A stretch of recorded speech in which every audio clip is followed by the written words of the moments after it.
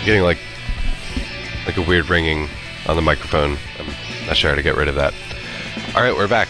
So here's how I never want to see anyone cancel into kokei stance. Either with Lau's PK or 6PP string on guard. Both of these options leave you at frame disadvantage, at which point your opponent's elbow is going to beat all your options. Instead, you want to use PK from guarding punishable attacks, and 6PP either from hit confirming the 6P into 6PP or using Lau's back throw to give you an unblockable 6PP into stance.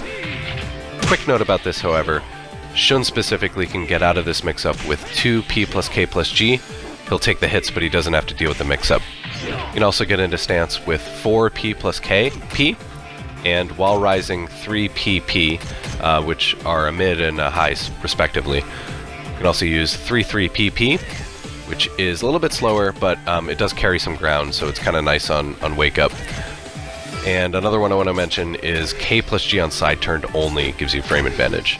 Once you're in stance, the mid you're going to want to know is 3P. This is 14 frames, it's very fast, and it leads to good damage on counter hit, and it's safe on guard.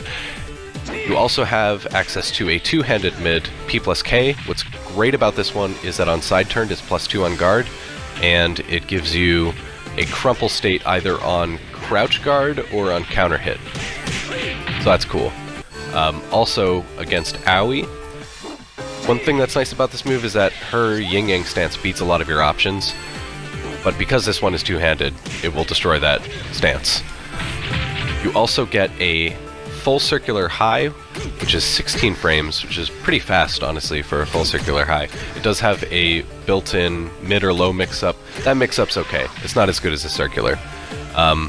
Lastly, I do want to mention his guard break from stance, which is a little bit slower than his 6P plus K plus G guard break out of stance, and because it's slower, your opponent can kind of fuzzy guard this. And if you've been learning Lao, you know that ducking highs is an invitation to pain. Lao's kokei stance does have some problems, so specifically, it doesn't have any lows. A lot of the linear options are significantly stronger than his circular, so evading is still really good. And what this means is that when you use the stance, you should be using it based off of what you know about your opponent. So throughout the course of a match, you should use kokei as a way to pressure your opponent and try to learn about them, but it's not necessarily your best option in Lao's toolset. So, I know this video is a long time coming. I do want to thank you for your patience. I hope you found the information informative. Thank you for your time. Bye.